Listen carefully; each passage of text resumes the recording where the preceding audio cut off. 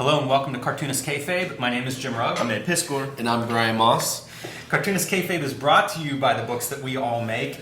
My latest Hulk Grand Design is available in stores now with an oversized collection coming in the beginning of 2023, so pre-order that now at your local comic shop or bookstore. Street Angel, Deadly Squirrel Live, back in print from Image Comics after almost a year out of print. 8 complete stories of the homeless ninja on a skateboard. Pick that one up wherever you buy comics. Red Room, Trigger Warnings, and Antisocial Network, Ed Piscor's latest collection of his comics, completely self-contained, so you can start with either one of these books and get 4 complete stories, plus some really cool back matter. And special guest host in the house, Brian Moss, his latest comic, Outer Heaven #1, available now, and Outer Heaven #2 on its way soon, and The Eightfold Path, a book that Brian Moss illustrated. So pick that up now wherever you buy books. And let's dive into Simon Bisley's Bible illustrations. This is amazing, Brian. How many mullets do you think are going to be in there? The funny thing about this, can I tell you how I got it? Please. So, it was random. It was a place called...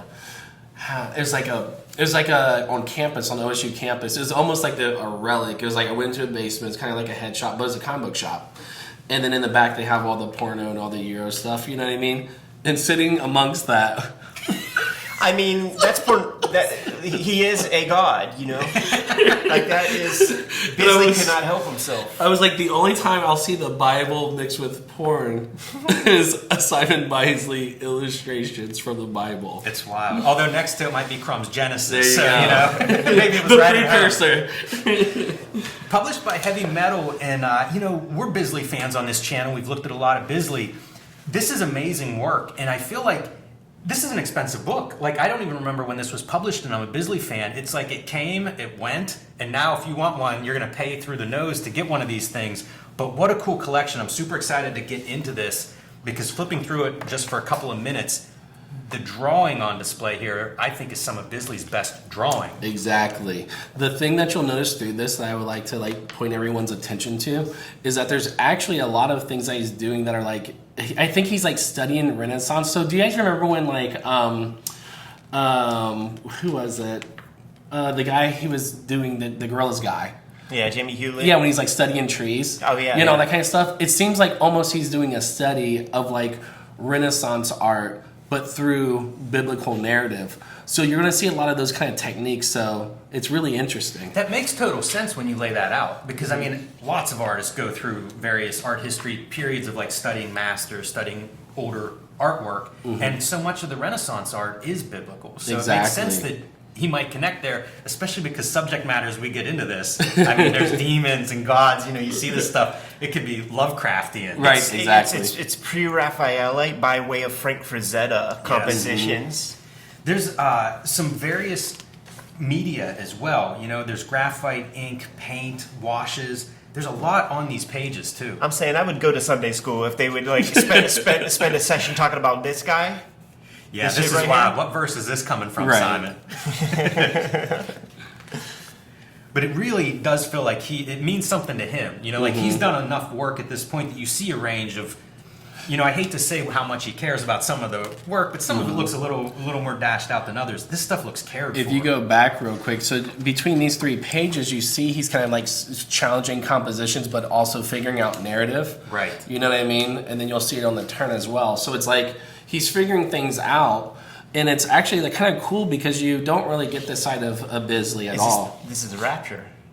Oh, this body's getting sucked up, huh? Yeah. I don't think it is. I think this is Noah's Ark. I'm not positive what this would be like in terms of the figures being washed down. I see. But I mean, yeah, that's the Ark. It is neat to see him working through compositions where it's okay, I'm going to do a painting of this if I can figure out a composition I'm happy with.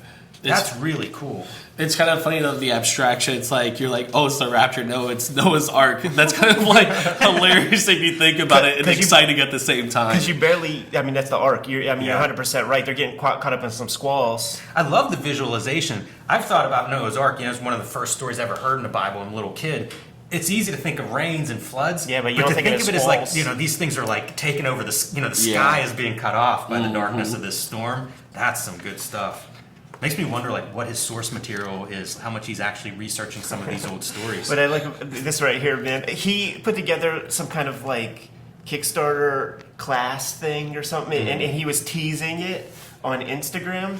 And like, what is like assignment 1? What is the like his introductory piece? And it's not like, here's a human head and like 5 eyes wide and an eyes width in between. He's like, this is how you draw a horse skull.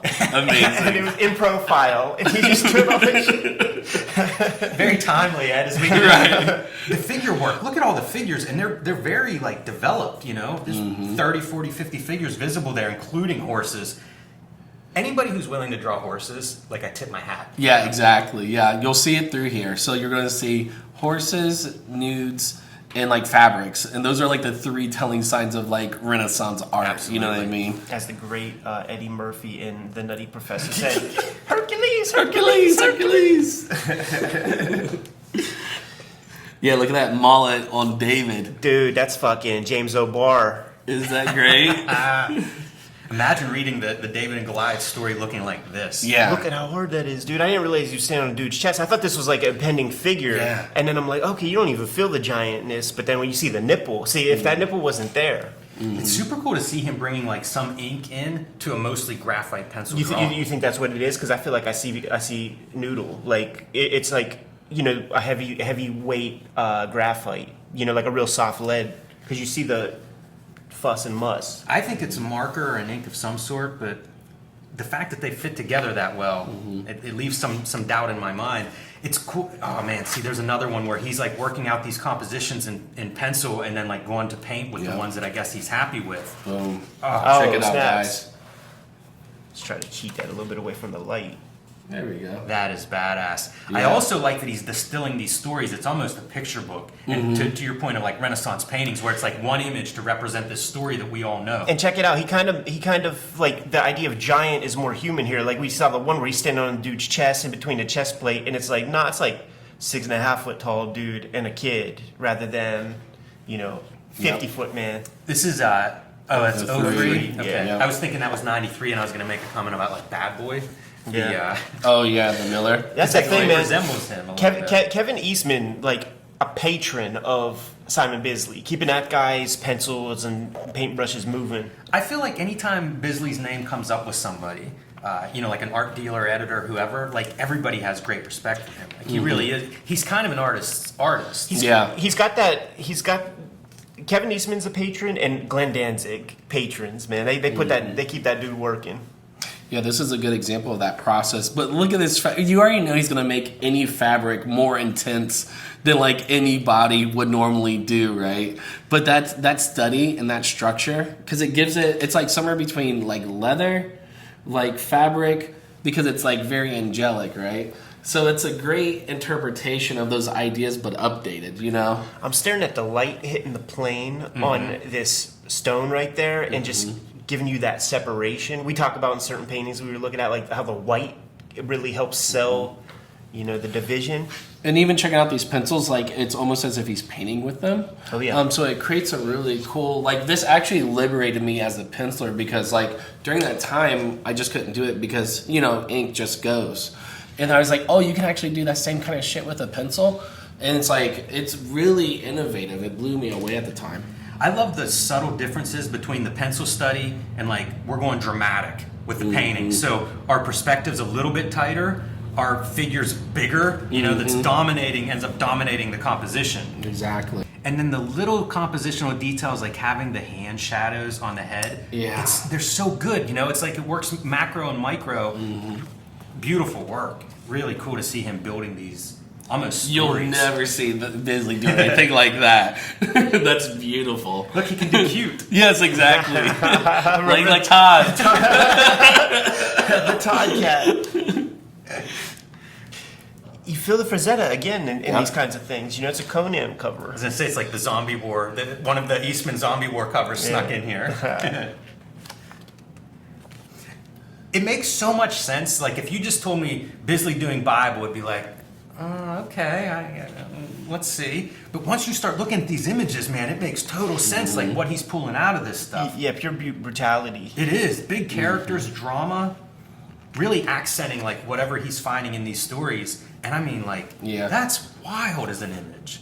Not what I think of when I think of church. Exactly. This is like belongs in a head shop or something. It does. It looks like blacklight. Also, it looks like your stained glass. Exactly. Yeah. That's a nice thing with painters that are able to capture that light. Mm-hmm. That's almost the Buddy Christ from the Kevin Smith. With the finger. All right, guys, here we go. Boy, this all looks like Glenn Danzig has to own this stuff. That's Danzig right there. Totally. That's so sweet, man. It's such an imagination for this material. Danzig's pages are fucking stuck together. Oh, and the passion. This is interesting right Sienkiewicz-like. Mm-hmm. And that has to be markers, right? Doesn't it look like just real quick those black Like a marks comb. laid down? You just could really see it down in there where it gets really sketchy. Older piece also from 2000. Yeah, so you can see this is like process for him. You know, he's working out ideas. Oh man, just brutal stuff. The passion seems like such a subject for this after going through a couple chapters, and you get to this point and it's like, okay, this is going to be a perfect marriage of artist and subject. Mm-hmm. Yeah, look at these proportions and stuff. That's really interesting. I think of like Barry Windsor Smith with those big elongated noses, and I think of that as being like that pre-Raphaelite kind of influence. And now maybe Bisley looking at a similar piece of art history and drawing his own style, but still drawing from similar source material. Wow. Look at the background pieces. Very developed. Yeah, some of it is awestruck, you know, because it's like, that's very vivid. You know what I mean? That's very intentional. So it has an impact when you turn the page and see it, you know. When it doesn't have the straight edges, those are Lobo marks. You know, it's almost cartooning. Love seeing like the really dark accented lines as they go out into like still roughing in some of this stuff, you know, like drawing this a little bit lighter. Yeah, still process works. Ooh, that looks so heavy. Jesus. I'm so impressed by the volume of these drawings. That's one thing with Bisley, the more I've become a fan, is he's very prolific. Like there's a never-ending supply of Bisley work out there. Exactly. You start going down that rabbit hole and you'll be surprised how many comics and how many books he's actually got hands in. Yeah, this stuff it's as disturbing as anything Verotic published. No, absolutely. I always wonder how I have a lot of religion in my family, and I always wonder how like religious people would respond to this kind of a work. Actually, they would probably like it because if they had entertainment, there would probably be more people into their religion. You know what I mean? The sense of like, it would be more diverse, you know, more entertaining. Yeah, it doesn't feel like he's crossing any lines or anything. No, It's just very visceral. You know, it's not comforting to think about this. Some different materials here. I don't know if that's like a watercolor wash. It almost feels like it's underneath. blown up, you know, because it's you know, those little noodles down there. It's like that looks like it was like maybe that big. Yeah. It's also neat to see him considering the compositions of like having a lit up sky behind the figure. Doing that thing too, we're either using that ink, that like eraser shield, or that electric eraser to get those straight erase lines, the sun rays. Yeah, it's interesting, Jim, when you mentioned that about the background. The interesting thing about that I noticed is because a lot of times he'll put all the details on the characters and in the front. And so where does all that energy go? You know, it's going to go into those abstractions and those backgrounds. Yeah, so much comics work, you know, you'll get a figure or something in a panel isolated, and there's almost not a big consideration for composition or depth, but you're getting that in almost every one of these pages. 97. And there's another one you can see. I think that's a marker, that black mark, just going in there and kind of roughing in the shapes. And you go from like a pretty detailed figure in terms of different mixed media, and then this foreground figure where it's like, well, I just need to get the blacks in there, figure out how this fits together. It looks like it's on a tissue paper. It does. Yeah, like water got on that maybe. I always think of Total been doing those tissue paper layers, and it makes you wonder like what he's working with and what he's trying to go for. Yeah, is that a technique? The fact that this stretches over several years is telling to me, because if you go to his website, that's where I would see some of these images. It's a big chunk of his website are these Bible illustrations. Like we get a detail shot, you really see what he's concentrating on. Extremely fleshy. compared to the sketch stuff that we've seen built into this. And he takes the crucifix. He takes the classic idea of what we think of as the crucifix, changes it up a little bit, and makes it so organic. This is just a tree trunk on some piece of shaved wood, and it's up high. There's not that. The top part. Yeah. It looks so ugly too. Like, by the way, we've hung 150 other people on here. We just keep reusing this. It's pretty heavy duty, so just hang the next guy. Wonder if you threw tracing paper on here if that arm's a little bit long. Sure. Wow. Like, clearly you can see that's a study, but they look so different. They do. Yeah. And kind of, we looked at that art of Sin City, right? And you saw that Frank Miller is drawing through the images, man, and trying to figure out all the planes and all. You're doing way more drawing in the early portion and then doing reductive stuff. That's what you're seeing with the face. These stories when I was a kid used to disturb me so much. Oh, look, and then like going almost more and more abstract. Mm-hmm. Got a whole composition here. Yeah. And again with the horses, all twisted around. And You're all showing flows. off whenever you can just draw horses in all Right. these different positions. If I could draw horses, I would. I'd show that off. Big feet. Bigfoot cartooning. Mm-hmm. Again, right next to the Robert Crumb Genesis. I love how these figures can go in and out with detail and then just very loose on this shadow, just the value for a shape. Yeah, he's really comfortable with the pencils. And it is pencils plural because there's almost like tech pencil for like lines like this, and then he's doing schmutz, and he's even doing that shit that like only amateurs would do when you were a kid, like the smudgies. Yeah, exactly. Yeah, I see this texture a lot. These almost like dark spots, and I wonder like how that's coming up if he's drawing on top of something. You remember when you were a kid and you'd have like those like Monster Maker kits you'd rub over something, Right. But also like I would get it when I draw at home if there was like a crumb under the table. You Right, get that it's spot. like a little, yep. You could use that though for some of these effects. You know what's weird is like this stuff almost looks washed-like. It does. Like how are you creating that with pencil? Yeah, the one thing I don't think I'm seeing in any of these heavy gray pieces is kind of like what you do with charcoal, where you just put it on the complete paper and then you pull stuff out with Like a your ground. chamois or add more with more charcoal. Great ability to do like a shiny metal surface. How crazy, in right? graphite.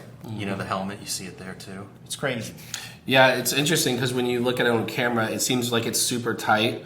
But if you guys ever get a chance to like pull an image offline and like zoom in, it's super loose, especially like that underdrawing in there. It's kind of funny. It has like these Leonardo qualities to it, the processing of all this. So yeah, if you ever get a chance, check out the zoom. It's very loose. Ed, there's your kayfabe back muscles. Yeah. I was talking about. There's a lot going on there, like all kinds of striations of that tortured figure. Yeah, it's almost like Vitruvian Man. And now again, when you're drawing figures in this kind of pose, you're showing off. You're Yeah, showing what you're capable totally. of with your understanding of the figure. And just the limpness, like the past 3 succeeding images, like he's captured that limp, heavy, dead weight. Exactly. So do we think these drawings are just for him? Like he's just doing these because he's interested in it? Is there no introduction or anything? No, like I said, I looked into it, didn't find out any information. Yeah, I always took it just as, because I paint and draw, so it's one of those things where a lot of times artists will do studies and like kind of experiment and also include it in narrative. So this is kind of probably one of those things where it could have turned into a project, but I think it's just kind of like, fluttered out maybe. Eastman saw a couple of them and was like, I'll I'll be the patron. Yeah. Give me all that. I just adore this, and I like how it's arranged. Like here we are, like post crucifixion. The Christian story, the Easter story here of him rising. Yeah. Even though you get a lot of the Bisley tropes, he's still adding a lot more emotion into it than he traditionally would. You know what I mean? So that's why I said it's very considerate. You're right. Yeah. He's way more reserved. Yeah. Like there's no jokes. There's no spatter. Although you get into some of this, and you can see like Slain. The Yeah, work from like totally, 2000 AD or something with some of these like armed Romans. I'm sitting here trying to think of what the title of this vid's gonna be called. I keep thinking something like Outlaw Jesus. That's good. Yeah, that's what it's going to be called in, unless we come up with something better.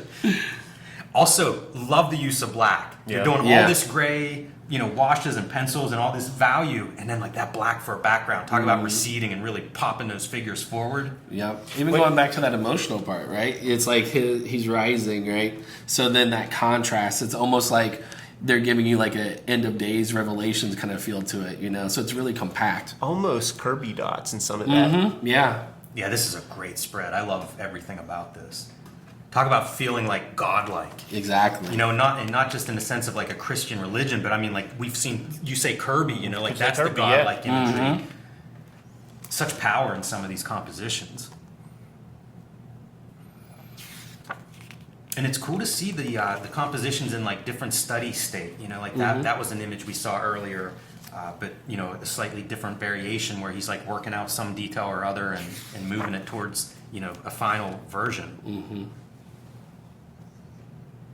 That has a little bit of those Trapper Keepers kind of 90s vibe to it, right? Here we go, man. The apocalypse. This is what I would have expected. Right, Bisley exactly. doing Bible drawings. I would think the whole thing would be this kind of work. And super loose, man. Must have been maybe one of the early drawings for this composition. What's funny is I look at some of these figures and I see Mike Mignola, who, obviously also influenced. You see a lot of that cemetery imagery in his work, and it feels like some of the demons and kind of like floating figures have that kind of quality.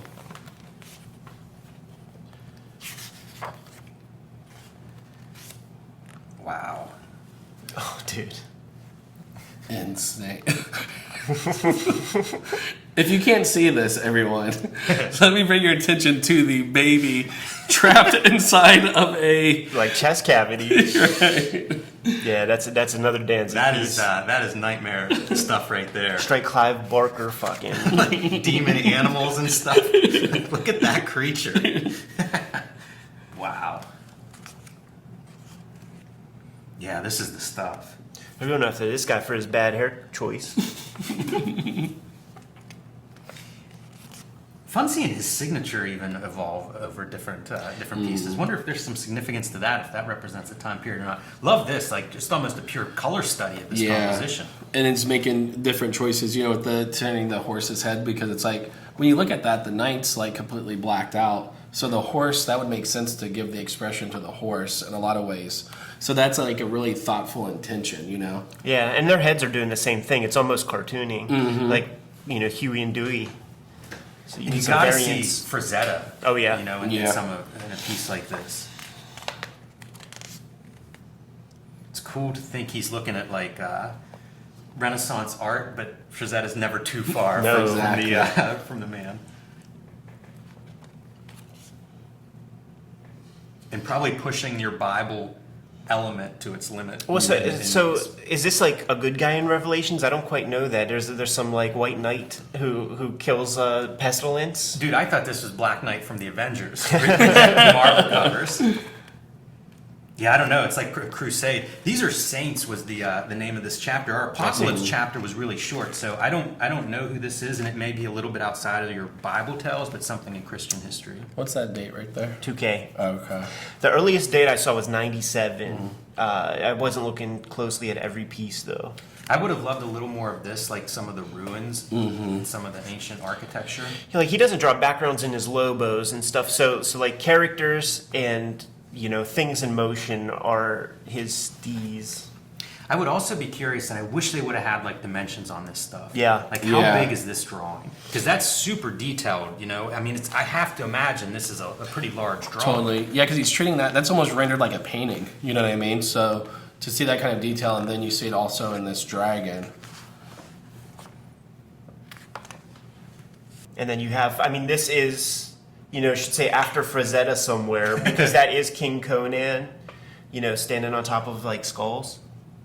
Yeah, that's great. And that's a dude that's like, yeah, I'm going to your fucking country, and I'm going to show you the Christian ways of our Lord and Savior, or else I'm going to chop your head off.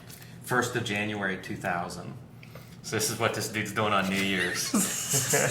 I love every part of this. Like the sword looks heavy and real. Yeah, he's good at that. Those hands, there's like that metal armor everywhere. That Al Williamson mask, man, that's from great. Valor Comics.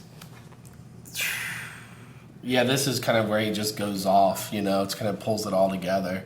It seems like it's a lot of the things that were in, kind of like the way the book's arranged actually, because it kind of informs the way that the evolution of the story goes, right? But also with the art, even though the techniques jump a lot, this is kind of a good example of everything put together in a really simple way, you know, without all the fuss and stuff. His ability to recognize small details, you know, like these snarling cat faces. I always laugh because I have cats, and when they bite stuff, they get what I call scrunchy nose. You see those details, Yeah. you know, like that's a cat biting this guy in the throat in a very believable, you know, for the face of the cat, a very believable way. And then to see this stuff go from super detailed into just like your loosest of lines, I always love that in a drawing. That's interesting. So similar. Mm-hmm. Wonder if this is the same drawing in different stages. Like he's coming in, adding another cat, adding some background details. Then you'd be taking this out. Because it seems so similar. It does. Yeah, almost as if this was like maybe a swipe or he copied his own drawing, you know, in a lot of ways. Like he's choosing what works, you know. Jeez, look at all this figure. At this level, it really does feel like the Flegels, you know, the Roy Krankles and the Frazettas and the Williamsons would have a lot of imagery like this whenever they're working on book illustrations and things from the 60s. It's so much detail too in terms of like different types of armors, helmets, things that would be very hard to draw, and like he's got 20 of them. Yeah. In kind of a sketch. You know, like it has to be that these are planned for some kind of painting, something you know, bigger, better or something. Just gorgeous. Yeah. What a book and what a collection. That's cool. I assume that these are Bible verses. If That somebody's go- just watching That at go home. with the Pages. Yeah, gotta sync up like that.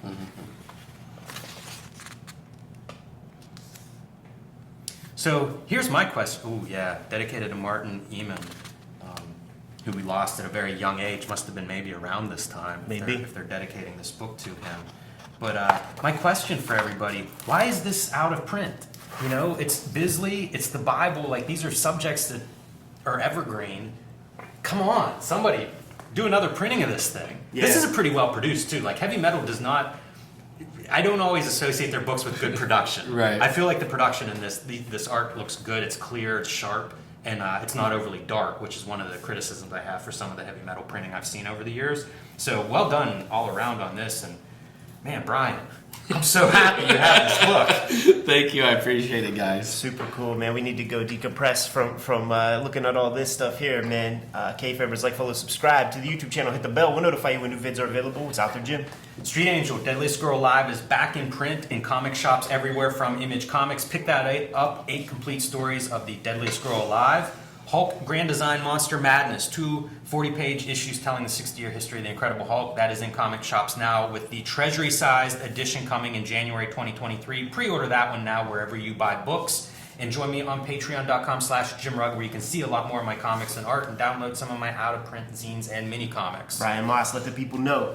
I have Eightfold Path out currently through Abrams. Check that out. I'm the artist on it. And then I have Outer Heaven #1 out. And I'm currently working on issue 2, which will be out in a couple months.